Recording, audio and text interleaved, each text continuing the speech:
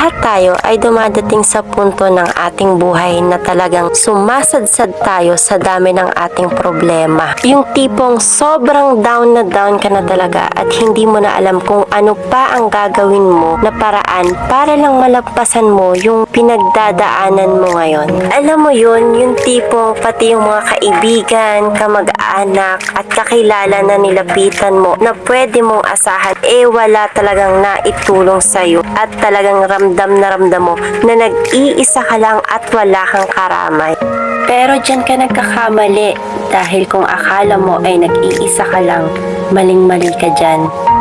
Dahil nandyan ang ating Panginoon, sa oras ng ating kagipitan ay saka mo mararamdaman ang kanyang presensya. Magugulat ka na lang at lahat ng hinihingi ng iyong puso ay bigla na lang darating nang hindi mo inaasahan. Iba't iba man ang kanyang pamamaraan kung paano niya tayo tutulungan, pero hindi siya nagpapabaya at palagi siyang nandyan sa oras ng ating kagipitan.